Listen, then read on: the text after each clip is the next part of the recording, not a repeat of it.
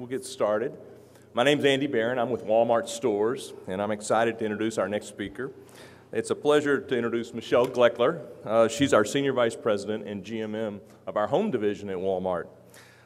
Michelle joined Walmart, and let me give you a little history. She joined Walmart in 2009 as our VP DMM of our candy area, food impulse, and our front end. And in 2010, Michelle was promoted to our Senior Vice President of Merchandise Execution. And this is a team that really led our efforts in our stores around localization, as well as the communication between our operations folks and our our merchandisers in the home office. Prior to Walmart, Michelle has a 21-year career with Hershey Company, where she held both field and home office positions, and including vice president positions in sales, marketing, and category development. Michelle is a graduate of the University of Michigan and is an active member in many community and industry organizations. Currently, she is the board chair for NEW, Network of Executive Women, an organization with a mission of attracting and advocating women in the workplace, in the retail and the consumer packaged goods industries. Michelle is very active in Northwest Arkansas in many things, including the Northwest Arkansas Komen chapter, the Heart Association, as well as United Way. Michelle is also a super mom. You know, she's her husband Scott, and have two boys that she chases around on the weekends to different sporting events, you know, football and baseball. But for me personally, Michelle is really a terrific member of our team. It's a privilege to me to work with her every day. She has a tremendous passion for the business, but more importantly, she has a tremendous passion for the people she works with, but including the development of many young women in our organization. You know, it's really a pleasure for me to welcome you today, Michelle Gloeckler, one of our top young executives in Walmart stores. Michelle? Andy. Thank you, Andy, and I love that he called me one of the top young executives. That was pretty awesome. I would like to give a warm welcome to the Walmart associates that are here today. I appreciate your attendance and your support. A couple of our store managers are here, Chris and Jim, and I know that you guys do a lot with the students here at the University of Arizona, so special thanks to you. We also have what I would call a buy one, get one, and that's Daniel, who's a student, and he also works at our neighborhood markets. So can we give them a special welcome? So yesterday was a great experience for me. I certainly learned a lot. I also learned that I don't have a complete presentation. I got so excited about my topic of give them what they want.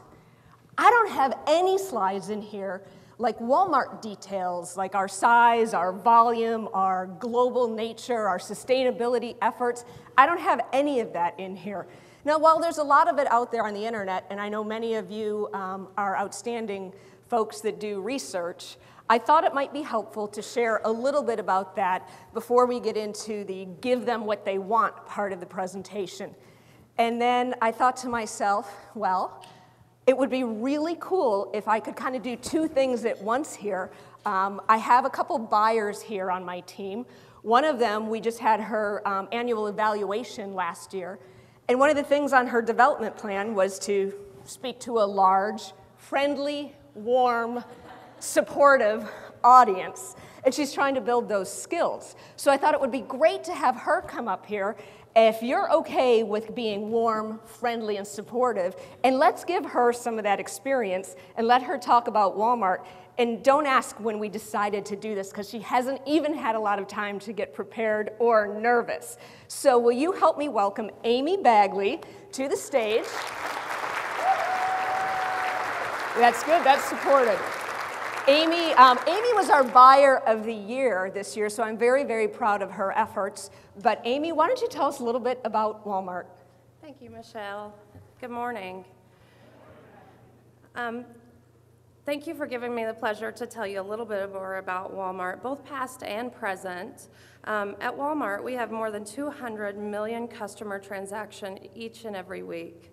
We employ 2.1 million associates at 9,700 retail units in 28 countries and under 69 banners. At Walmart, like many other retailers, we have our year beginning meeting. Our associates all come together and they all sing the national anthem, but never in Vegas. So, so at fiscal year 2011, we generated $419 billion in net sales at Walmart. We love our U of A students. I'm very proud that we're celebrating our 50th anniversary at Walmart this year, and with all the changes that come with retail, we are still a mission-driven company to save people money so they can live better. Best of all, we're a place for a career and ongoing fantastic opportunities like the one that Michelle has granted me here.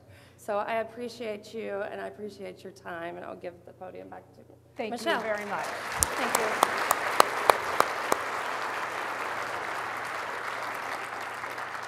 So we can check that right off Amy's individual development plan because she is well on her way to building experiences and building that capability of speaking to large groups. So Amy will celebrate her 10-year anniversary with Walmart. So I thought this would be a really nice milestone and very memorable. Amy likes to think that this picture is customers clamoring for candles and other fine products that she buys. And as far as you know, it is. So the topic today is give them what they want, them being the customers. Let's talk about our consumers. They have the determination of a toddler. And I would really appreciate if nobody in the media says Michelle from Walmart called consumers toddlers. But they do have that sort of determination. Consumers also have the connection of teenagers. Now, we talked a lot about this yesterday and even this morning, the omnichannel, the connected environment. And if you can see there, one of those graphics is taken from the Walmart Facebook site, which is well on our way to almost 14 million likes. So consumers are connected like teenagers. Now, some of you students may recognize this classroom. So, you know, I know you're thinking about school, but for right now today, you're here in this beautiful resort. But consumers have the mental prowess and the curiosity of college students. So when you add all these things up together and you take one big thing away that consumers don't have, and that's time. Consumers have the time, or lack thereof, of busy moms and dads. Working, taking care of parents, taking care of children. Andy mentioned I am a mom. I do a lot of running around, and neither of my kids drive yet, although that's in our near future. So we are busy, busy folks. So when you add all these things together and you take away time, one of the things that we have to do is we just have to wake up as retailers. Don't fight it. Give them what they want. Does that make sense? I know there's some folks out there that are parents that have looked in this very face of this crying baby, or a pet with those puppy dog eyes, just building on Bob's themes from this morning. You just want to give them what they want. For some reason, even though it sounds simple, we end up making it really hard, and we work really hard. I think most of the speakers up here over the past day and a half have talked about the beauty of simplicity. And you heard from a lot of CEOs who said that their job is to take the complex and make it simple. We work so hard. Even at Walmart, we have a very simple model. We call it the productivity loop. And we buy for less, we sell for less, we operate for less. We go buy more products for less, we sell for less, we operate for less. We save people money so they can live better. That's our point of difference. We're built on everyday low price.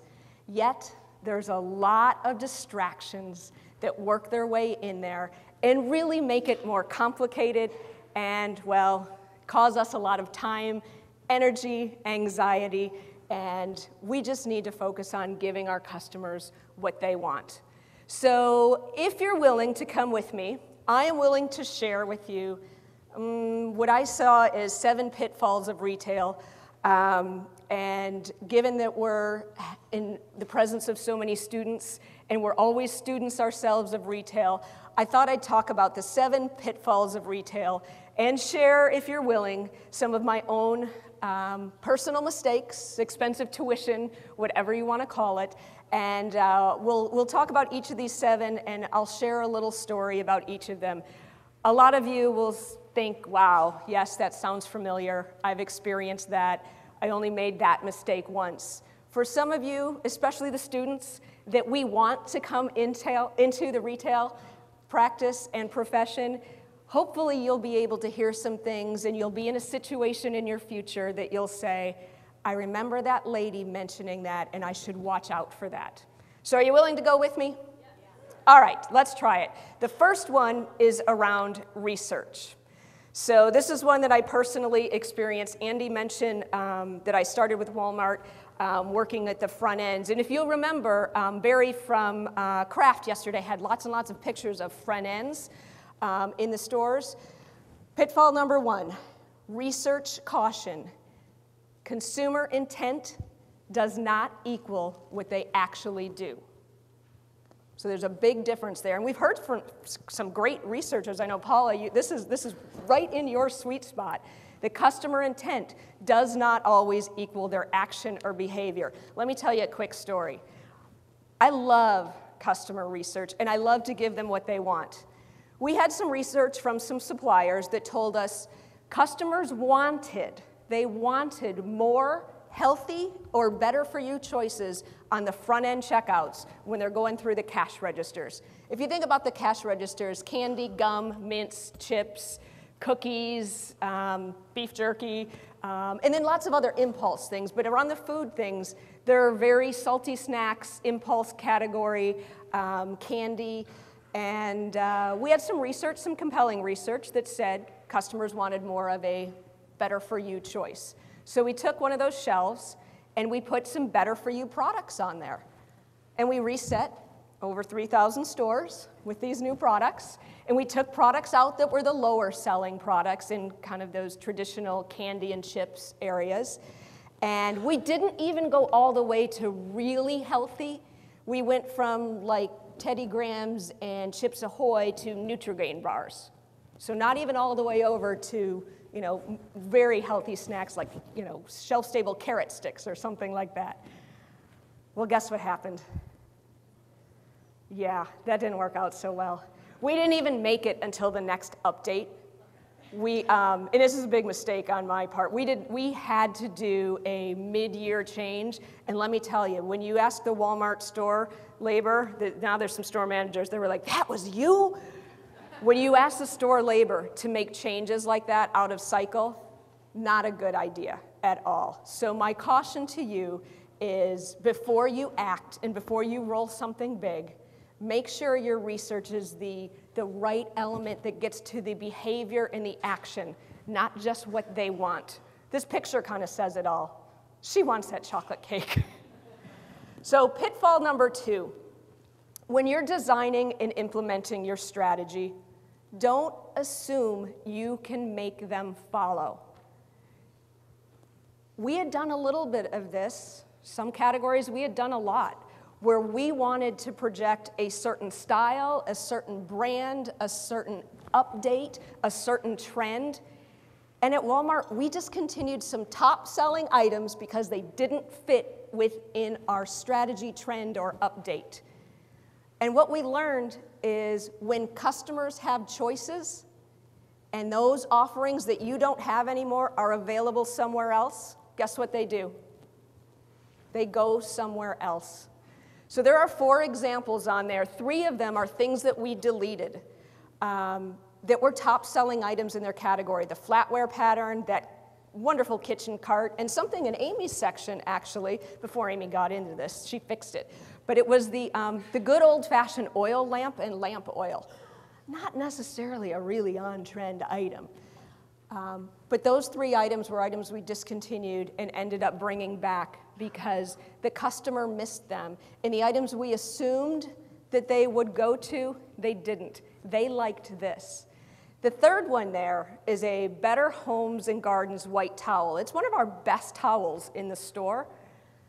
However, in the spirit of developing a very robust brand platform with a style palette and a color palette across lots of different categories for Better Homes and Gardens, one of the things we didn't think about is sometimes you need color exceptions in different categories. So we had a nice brand color palette for Better Homes and Gardens, and in that color palette was not white. There was an off-white, there was a cream, an ecru, or whatever you want to call those things, but there was not a white. Guess what the best-selling towel is? White.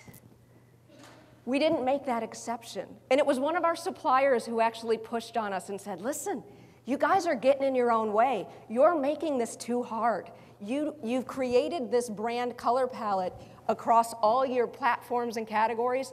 In this one, white is really important. So we fixed that one too. And I think that, one of the pitfalls there is don't assume that they will follow, because customers have choices and alternatives. They will go somewhere else. And the other lesson in there, listen to your suppliers. All right, let's go on to number 3. Now, when Barry talked yesterday, he talked a lot about food, which I thought was kind of cool at this conference, because a lot of times we don't talk a lot of food categories, but never once yesterday we talk about the exciting category of canned chili. You guys like canned chili? Well, Poppy talked today about emotional connection. Let me tell you, there is brand emotional connection to canned chili. Now, if canned chili can command emotional connectivity, guess what all these other categories can do? So here's the story behind the map. Hormel chili is the #1 brand of canned chili across the country. So we set our canned chili sets with lots of facings of Hormel, right? #1 in the country. However, how many people yesterday talked about localization? Even though Hormel is #1 across the country, in each region, there's a different #1 or #2 item. Anyone here from Texas? All right. That's an icon. That's perfect. Wolf brand chili is the chili that matters in Texas. Anyone from the Midwest or the Ohio area, Cincinnati chili, that matters in that area. In the Pacific Northwest, there's a completely different style of chili. And up in the Northeast, chunky chili, where Campbell's headquarters is, makes a big difference. So what we did is we actually changed to regional sets for canned chili. And you can imagine what happened to our sales. As big as Walmart is, to come back and have a regional set made a difference in our sales. So what do you think about emotional connection with canned chili? Are you a believer?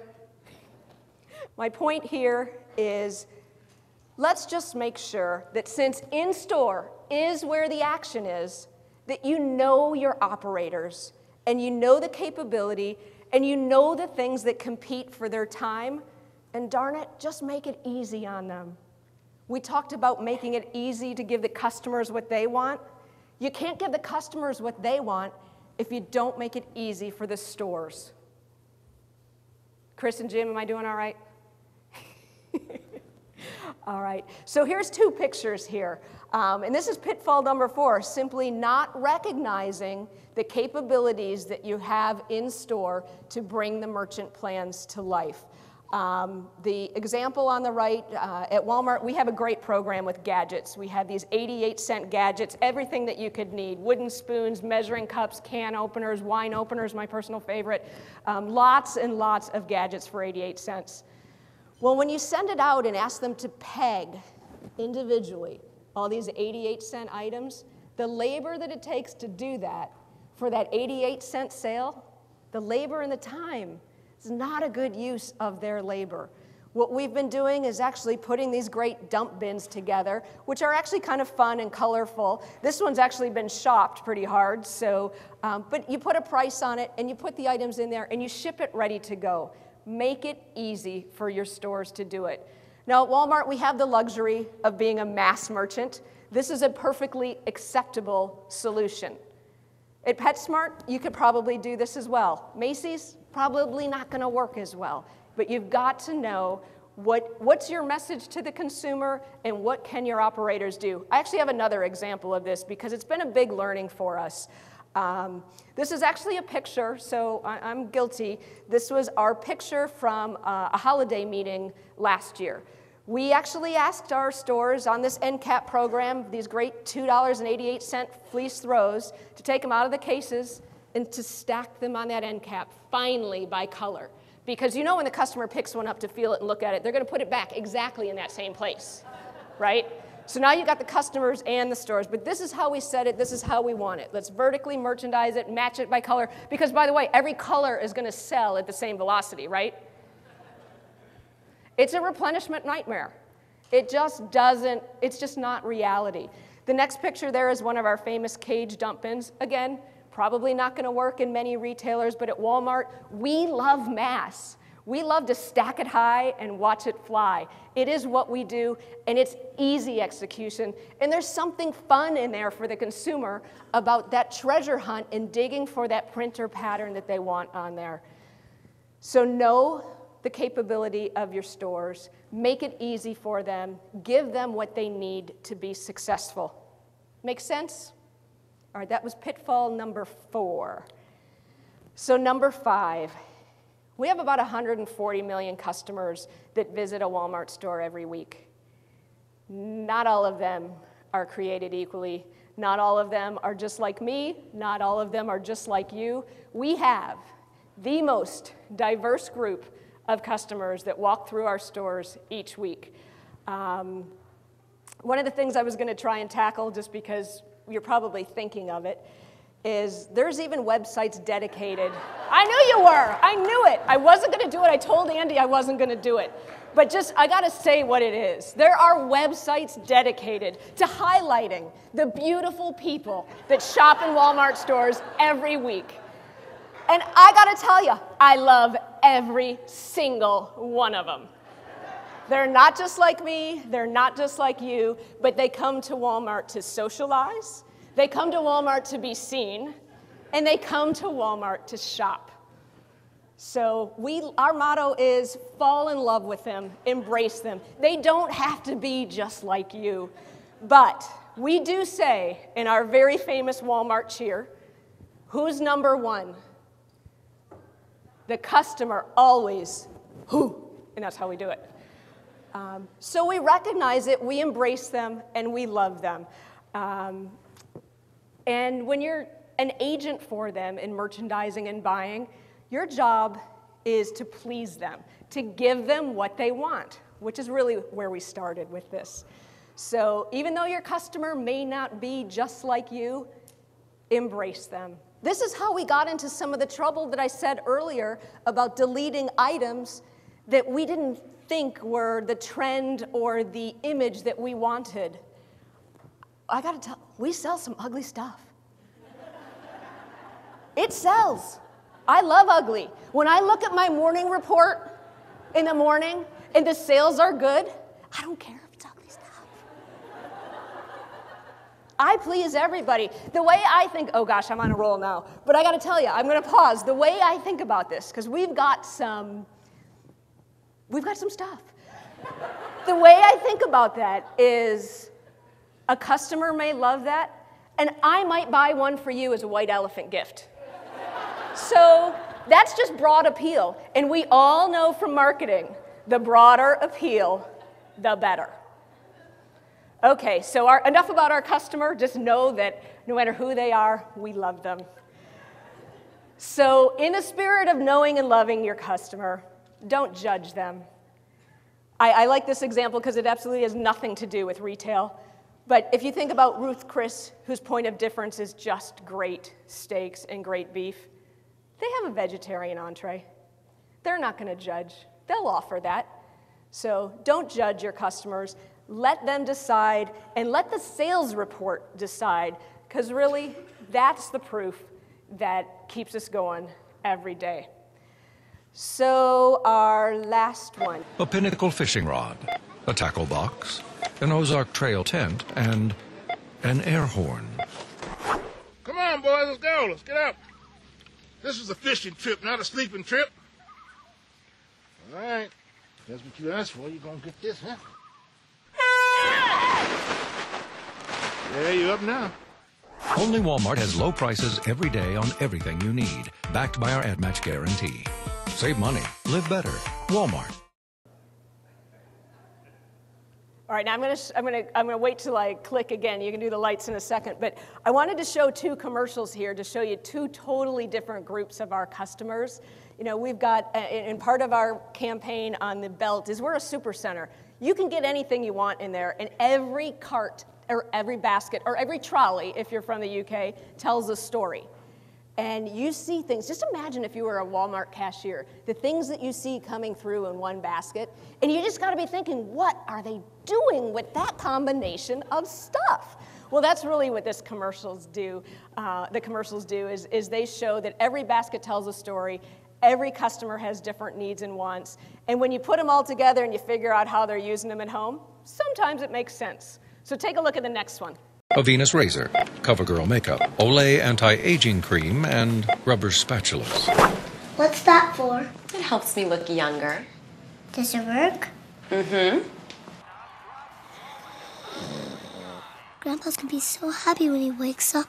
Yeah, he's gonna look like a baby.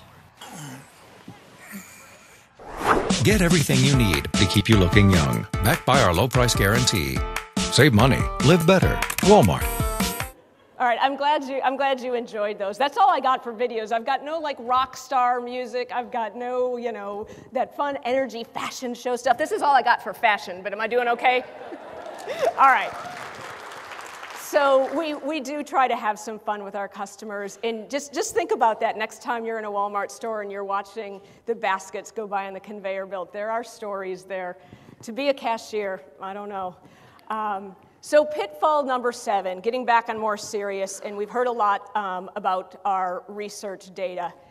Let me tell you something. You can test something, and at Walmart we usually do test something before we roll it out, simply because the capital to scale it, well, it just better work. Well, we do a lot of tests, 5-store test, 50-store test. Chris wants to test something, Jim wants to test something, 1-store test. 500-store test. We can do a lot of different things. Almost every test works, especially when you're going in to ask for the capital. Otherwise, why would you ask for the capital? Then you ask for the capital. You get the capital. It takes a long time to roll the capital out to almost 4,000 stores. Doesn't work as great as you thought. When you're doing tests, before you go in and ask for that capital, before you roll out, before you spend the money, make sure that you are your own devil's advocate. Sometimes we get so married to that idea, so just partnered up with the supplier or whatever it is you're driving toward, you can't see what's not going to work. So whatever you're thinking, just step back, pause, think about the opposite, because the most painful thing you can do as a retailer, write off capital. Not something you want to be part of. Think about it before you ask for it, and double check everything on your tests. So I've taken you through and shared some of my own personal mistakes. I saw 1 or 2 head nods, so I know I'm not the only one that's made a few of these mistakes in retail. Hopefully I brought them to life with a story that you can remember.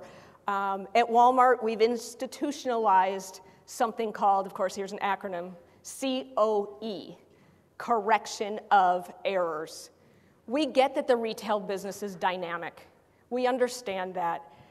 We do give our buyers and our teams and our stores some latitude to make mistakes, but we have a pretty robust process for outlining what we did wrong, what we learned, and how to avoid from making that pitfall or having that happen again. So I'm not a real adventure seeker like this picture might depict. I would prefer to kind of have a path, have a little safety line, but still that's kind of thrilling, being here in the desert. You can think about walking up one of these beautiful mountains. But my advice to you is, even if you're an adventure seeker in business, understand the pitfalls, learn from your lessons before, and take some partners with you. Don't do a free fall jump. Have a plan. Have a little bit of a lifeline. So I thank you for listening to some of the stories today. It's been a pleasure to be here and to be supported by the Walmart team, and also to give Amy the opportunity that she'll remember for her next 10 years.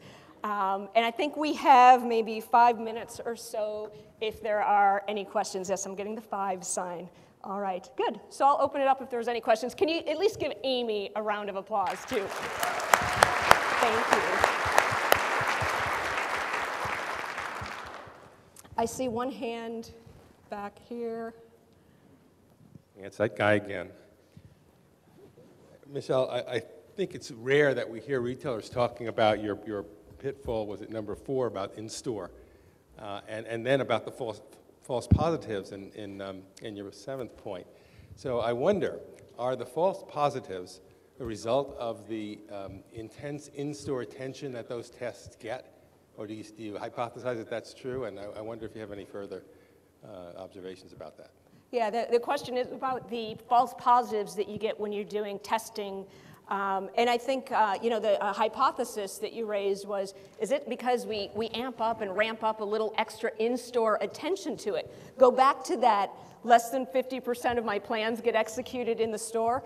That could absolutely be the truth, because if you think about it, if 100% of that test gets executed as planned, that in and of itself is a 50% variable and enough to change the results. So that, I think, is one great element that attributes to that. And the other thing that I think we often don't think about is the market conditions change over time, or there are differences by geography. We've already talked a lot about the localized piece. And when you're doing things on a national scope and rolling them out, the results will be different than they were in that local test. So thank you for the question. I appreciate it. There's one here in the middle.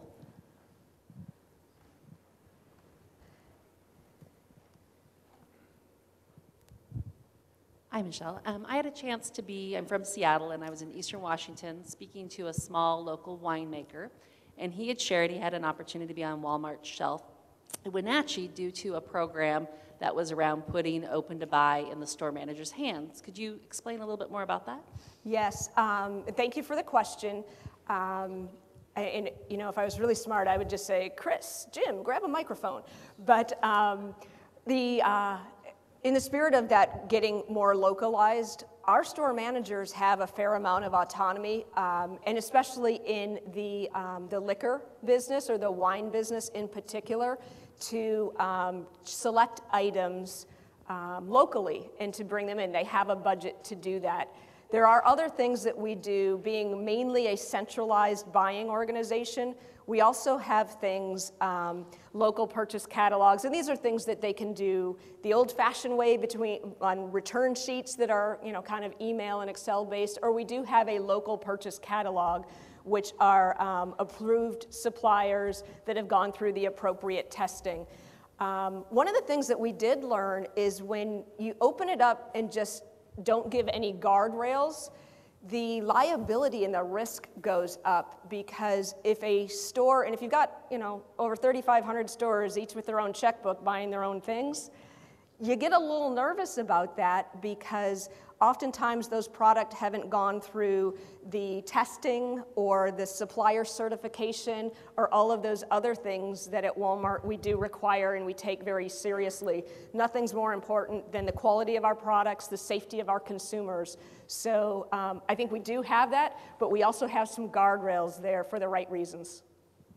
Thanks for the questions. And if Chris and Jim want to add anything, you can grab a microphone. Other questions? I've got a question over here. Okay. Walmart's obviously a big leader in the omni-channel with your web presence, and I'm over here. And just curious if you can share any of your kind of growth pains with that, or it could be a whole nother session, I realize, but sort of some experience with that in terms of what's worked, what's not working. I sort of wear both hats, the consumer hat and the retail hat, and know that I've, for example, gone to the website for Walmart and then go to the store to pick it up locally, and the price is different, for example, and the frustration with that as a consumer. But more about just how you're approaching that, how you're learning, and the process. Okay, I'll speak generally because we don't break out the sales numbers and the growth numbers and those types of things, but it's an important business to us. We love the growth. We have a lot of initiatives underway. Some of the things that you've pointed out that make us a little different is the ability to ship site to store free. And I will say, if it's a different price in the store than you checked out online, they will change it and you'll get the lower price. So it's interesting because that is our deal. We are everyday low price. And we match our competition if the competition is lower on something. So if you buy something, I recently bought patio cushions online, shipped them to the store, picked them up for free. If they had been a lower price in store, they would have refunded me the difference from my online checkout. So that's one thing. We have a lot of different things going that I'm definitely not the expert to talk about. I know how it impacts the home business that I'm in, and then I know kind of, tangentially all the things that we're doing with respect to site to store, the mobile applications that we have. Even Sam's has a completely new iPad application that allows you to virtually shop there, and they make it pretty easy if you're a member to check out online and have your items delivered to a club or to your home. So I will say we are definitely in all of those areas mobile, but what we're really trying to do is leverage what we have, which are those brick and mortar retail boxes. I know that when the team from Macy's was talking yesterday, they talked about all the distribution points, and there was I think 8 on the board, and then they put all their stores up and said, we actually have this many distribution points. We're thinking along the same way for that. So I think we may have time for one more, if there are any. Okay, there's one back here. Thanks. Hey, Michelle, Tom Julian. We haven't had a lot of talk about fashion and style, and we know over the years Walmart has changed its strategy. You had a New York entity, you walked away from it. Is there some corporate mantra about fashion and style now that you can share with us? Yes. Here's my best speech from the Supplier Summit. Focus on the basics. Next spot in the either way you want to build the pyramid. Focus on the basics. Next spot is fashion basics, which to Andy and our chief merchant Duncan means a polo shirt with a stripe. It was a lot funnier when Duncan said it. So basics, fashion basics, and then the very top and the smallest part of the pyramid is really about the fashioned and the trend, and that'll be the smallest part of the assortment. So thank you for the question, and trust me, I'll get feedback on how I did on that one. All right, I thank you for your time, and enjoy the rest of the day.